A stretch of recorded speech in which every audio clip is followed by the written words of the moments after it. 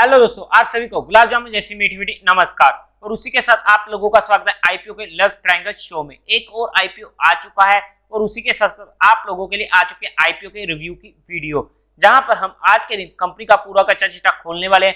Company काम क्या करती है, बेसिक से लेकर एडवांस तक, कंपनी के फाइनेंशियल्स कैसे रहने वाले हैं और उसी के साथ कंपनी का टाइम टेबल क्या रहेगा और कंपनी किस ऑब्जेक्टिव के लिए अपना ये आईपीओ लेके आ रही है और उस ऑब्जेक्टिव को पूरा करने के लिए किस वैल्यूएशन पर ये आईपीओ आ रहा है। तो वहां पर उसी के साथ साथ हम चेकआउट करेंगे कंपनी के पॉजिटिव्स और नेगेटिव्स क्या रहने वाले हैं और एट लास्ट में इसमें मेरा पर्सनल एंड फाइनल डिसीजन क्या रहने वाला है एजुकेशन पर्पस। तो अभी से इस वीडियो को लाइक और चैनल को सब्सक्राइब कर दीजिएगा। तो स्वागत है आप लोगों का आईपीओ के लव ट्रायंगल शो में।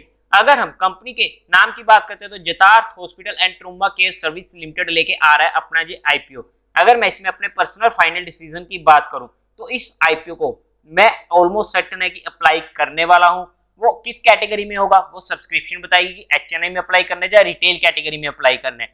लेकिन अगर हम कंपनी की बात करते हैं तो 2008 में ये हॉस्पिटल इनकॉर्पोरेट हुआ था, मतलब कि एक अच्छा खासा एक्सपीरियंस है। अगर हम इस हॉस्पिटल की बात करते हैं तो ये मल्टी केयर हॉस्पिटल की चेन होने वाली है, मतलब कि काफी हॉस्पिटल इनके अंडर रहने वाले हैं और ये हॉस्पिटल इनके होने वाले दिल्ली एनसीआर में, यानी कि नोएडा, ग्रेटर नोएडा और नोएडा एक्सटेंशन जो यूपी में होने वाले हैं। उसी के साथ जो इनका नोएडा एक्सटेंशन हॉस्पिटल है वो 450 बेड्स का और अपने एरिया का सबसे बड़ा हॉस्पिटल होने वाला है। और उसी के साथ साथ ये अपने पेशेंट्स को प्रोवाइड करते हैं with various amenities and facilities और इनके जो भी हॉस्पिटल है सारे एक्रीडेटेड हुए हुए हैं बाय एनएबीएच और जो ग्रेटर नोएडा और नोएडा एक्सटेंशन वाला है वो एक्रीडेटेड हुआ हुआ है एनएबीएल के द्वारा।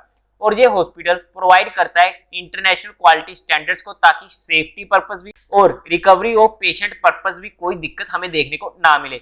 इसी के साथ साथ इनका एक और हॉस्पिटल होने वाला है जो ओरछा में है एमपी में, जो 300 बेडेड मल्टी स्पेशलिटी हॉस्पिटल होने वाला है। 370 डॉक्टर की इनके पास टीम होने वाली है जो ऑफर करते हैं हेल्थ केयर सर्विसेज को across numerous specialities and super specialities. और इनकी जो सुपर स्पेशलिटी है वो इंक्लूड करती है centre of medicine, centre of GS, centre of gastroenterology, centre of cardiology, centre of neurology and urology, centre of pulmonology, centre of neuroscience, centre of paediatric, centre of gynaecology, centre of orthopaedics and spine and rheumatology. हालांकि कुछ नाम का मतलब मुझे नहीं पता लेकिन काफी मतलब मुझे पता भी है, लेकिन उनका जहां पर डिस्कशन करने का कोई फायदा नहीं है। और वो सिर्फ इसलिए पता है क्योंकि जब मेरे पापा की तबीयत थोड़ी सी बिगड़ी थी तो वहां पर मुझे भी 3-4 महीने हॉस्पिटल में रहना पड़ा था, तो उस वजह से जहां पर काफी ज्यादा नॉलेज मुझे भी हो चुकी है। Obviously not in this hospital. उसी के साथ साथ अब अगर हम कंपनी के फाइनेंशियल्स की बात करते हैं तो जबरदस्त फाइनेंशियल हमें जहां पर देखने को मिल रहे हैं। अगर हम टोटल एसेट्स की बात करते हैं तो 2019 में थे 257 करोड़ जो पहुंच चुके हैं 2023 तक 486 करोड़ के। अगर हम पिछले 3 सालों में देखते हैं तो 308 करोड़ से 486 करोड़ तक पहुंच चुके हैं। ऑलमोस्ट 1.5 टाइम्स से ज्यादा ये इंक्रीज हो चुके हैं, जो कंपनी के लिए एक अच्छी बात होने वाली है। टोटल रेवेन्यू की बात करते हैं तो 2019 में 102 करोड़ और 523 करोड़ इन 2023, मतलब कि टोटल रेवेन्यू में हमें 5 गुना से ज्यादा की इंक्रीज देखने को मिली है। अगर हम पिछले 3 सालों में भी देखते तो मोर देन 2 टाइम्स जहां पर हमें इंक्रीज होते हुए देखने को मिला है। प्रॉफिट आफ्टर टैक्स 4 करोड़ से पहुंच चुका है 65.77 करोड़ का, जो हमें अच्छा इजाफा देखने को मिल रहा है। पिछले 3 सालों में 3 गुना से ज्यादा ये हो चुके हैं। नेटवर्थ आज के टाइम पे 183 करोड़ की। जो हमारे पास इस फाइनेंशियल्स का एक नेगेटिव पॉइंट था वो था टोटल बोरोइंग जो काफी ज्यादा थी 263 करोड़ की, लेकिन इन्होंने इस नेगेटिव पॉइंट को ओवरकम कर दिया है बिकॉज जो भी पैसा जहां से जुटाया जाएगा उसमें से काफी ज्यादा मेजर अमाउंट जहां पर यूज होगी इस कंपनी की टोटल बोरिंग्स को चुकाने में, जिसके बाद ये कंपनी ऑलमोस्ट डेट फ्री हो जाएगी और वो हमारे लिए पॉजिटिव पॉइंट हो जाएगा। इसी के साथ साथ अगर हम कंपनी के टाइम टेबल की बात करते हैं तो 26 जुलाई को जो आईपीओ ओपन होगा, 28 जुलाई को क्लोज होगा, अलॉटमेंट होगी 2 अगस्त को, रिफंड मिलने शुरू हो जाएंगे 3 अगस्त को, आपके अकाउंट में क्रेडिट हो जाएंगे इफ अलॉटेड 4 अगस्त को, लिस्टिंग डेट होगी टेंटेटिव 7 अगस्त। 5 बजे से पहले 28 जुलाई को अप्लाई कर दीजिएगा और उसी के साथ यूपीआई मैंडेट कर दीजिएगा, यानी कि अमाउंट ब्लॉक करवा दीजिएगा, अदरवाइज उसके बाद आप नहीं कर पाओगे। अगर हम आईपीओ की डिटेल कुछ और चेकआउट करने की कोशिश करते हैं तो 10 रुपीज पर शेयर का फेस वैल्यू रहने वाला है। प्राइस बैंड होगा 285 से 300 रुपीज पर शेयर का। 50 शेयर्स का एक लॉट होने वाला है। टोटल साइज की अगर हम बात करते हैं तो यहाँ पर अपडेट नहीं हुआ, लेकिन यहाँ पर आप देख चेकआउट कर सकते हैं कि अप्रोक्स 687 करोड़ का ये रहने वाला है, जिसमें से फ्रेश इशू रहेगा 490 करोड़ का और बाकी रिमेनिंग रहेगा ओएफएस, यानी कि एग्जिस्टिंग ओनर्स अपना माल बेचकर निकलने की कोशिश करेंगे। उसी के साथ साथ BSE NSE दोनों पर ये IPO लिस्ट होने वाला है। अगर हम कोटा की बात करते हैं तो क्वालिफाइड का 50% का, HNI का 15% का और रिटेल कैटेगरी में 35% का ये कोटा होने वाला है। लोड साइज को अगर हम चेकआउट करना चाहते तो रिटेल कैटेगरी में एक लोड 50 शेयर्स का होने वाला है, जिसकी अमाउंट हमें पड़ेगी 15,000 रुपीज की। एक लोड से अप्लाई करने का कोई फायदा नहीं है बिकॉज ये IPO इजीली ओवर सब्सक्राइब होने वाला है। स्मॉल HNI में 14 लोड, क्वांटिटी हो जाएगी शेयर्स की 700 और अमाउंट हो जाएगी 2,10,000 की। बिग HNI में बात करते हैं तो 67 लोड्स के लिए अप्लाई करना पड़ेगा, शेयर्स हो जाएंगे 3350 और अमाउंट हो जाएगी 10,05,000 रुपीज की। इसी के साथ साथ अगर हम कंपनी के ऑब्जेक्टिव की बात करते हैं तो इनको रीपेमेंट करनी है, जब अपने लोन्स की बोरिंग्स को चुकाना है जो कंपनी के द्वारा ली गई है, और साथ ही साथ इनको अपनी सब्सिडरी के द्वारा भी जो बोरिंग्स ली गई है उनको भी इनको हटाना है। जो यहाँ पर सब्सिडरीज आ जाती है AKS medical and research centre private limited और Ram Maharaja multi speciality hospital and trauma centre private limited.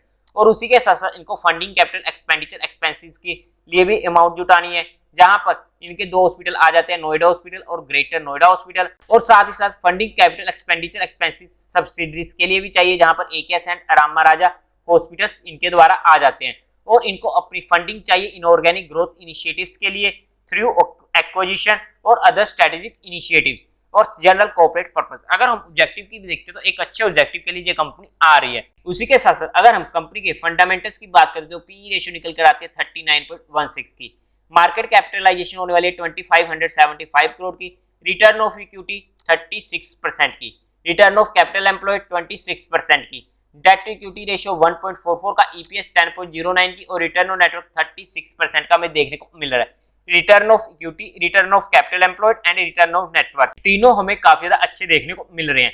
अगर हम पीयर टू पीयर कंपैरिजन में जाकर देखने की कोशिश करते हैं तो यहाँ पर आप चेकआउट कर सकते हो, काफी ज्यादा हॉस्पिटल हमारे पास आ जाते हैं। Apollo hospital, Fortis health care, NH, max health care institute, KIMS health care global और ग्लोबल हेल्थ लिमिटेड, जहां पर EPS, PE रेशियो और रिटर्न ऑफ नेटवर्क आप कंपेयर कर सकते हो। अगर हम कंपेयर करने की कोशिश करते हैं तो as compare to other peer comparison ये IPO सस्ता आ रहा है, लेकिन अगर हम कंपनी के अकॉर्डिंग देखते हैं तो इनकी वैल्यूएशन इतनी ज्यादा सस्ती नहीं आ रही है, बट इतनी भी ज्यादा महंगी नहीं आ रही है। लेकिन जो हमें पास्ट बताता है हम उस चीज को इग्नोर नहीं कर सकते कि GMP हमेशा कम चलता है इस सेक्टर का, चाहे वो फार्मा का हो चाहे हॉस्पिटल का हो, लेकिन जब ये IPO लिस्ट होता है तो वहां पर हमें अच्छा मुनाफा देखने को मिल जाता है। ऐसा हमें पास्ट ने बताया है, बट ये होगा जरूरी नहीं होने वाला है। लेकिन अगर हम इसके GMP की बात करते हैं तो वहां पर आज के टाइम पे इसका GMP चल रहा है 16% के करीब का। हालांकि ये GMP 25% तक पहुंच चुका था, लेकिन फिर से कम होते हुए देखने को मिला है ड्यू टू मार्केट कंडीशंस। वो उसका ज्यादा इंपैक्ट नहीं पड़ने वाला है, लेकिन जो भी इसमें मेरा पर्सनल फाइनल डिसीजन होगा वो मैं आप लोगों को सेकंड डे पर अपडेट कर दूंगा, या फिर आप लोगों को टेलीग्राम चैनल पर भी बता दूंगा। टेलीग्राम चैनल का लिंक आपको डिस्क्रिप्शन में मिल जाएगा, या फिर आप direct market love fair search करके वहां से भी ज्वाइन कर सकते हो। उसी के साथ साथ अगर आप लोगों को ये IPO अप्लाई करना है तो वहां पर अपने सिंगल पैन कार्ड से एक ही लोड को अप्लाई कीजिएगा। बाकी अगर आपको लोड्स लगाने तो अपने फैमिली मेंबर्स या फ्रेंड्स के अकाउंट से लगा सकते हो, तो आपके पास प्रोबेबिलिटी इंक्रीज हो जाती है और आप अपना और अपने फ्रेंड्स अपनी फैमिली का डीमेट अकाउंट खुलवा सकते हो। आपको डिस्क्रिप्शन में इंडिया के best demat account opening links मिल जाएंगे, जहां से आप अपना डीमेट अकाउंट खुलवा सकते हो। और अगर आप हमारे दिए गए लिंक से अपना डीमेट अकाउंट खुलवाते हो तो आपको एक प्राइवेट टेलीग्राम चैनल से जोड़ा जाएगा, जहां पर आप लोगों के साथ एडिशनल इन्फॉर्मेशन शेयर की जाती है एजुकेशन पर्पज। तो वहां पर आप हमसे कांटेक्ट करके अपनी कंफर्मेशन करवा सकते हो और फिर आपको उस चैनल में ऐड कर दिया जाएगा। और उसी के साथ इसमें मैं अपना डिसीजन बता चुका हूं जो एजुकेशन और लर्निंग पर्सपेक्टिव होने वाला है। आप लोगों का क्या रहने वाला है इसमें डिसीजन, वो मुझे कमेंट करके जरूर बता दीजिएगा। और उसी के साथ साथ वीडियो को लाइक, शेयर और चैनल को सब्सक्राइब जरूर कर दीजिएगा। हर हर महादेव।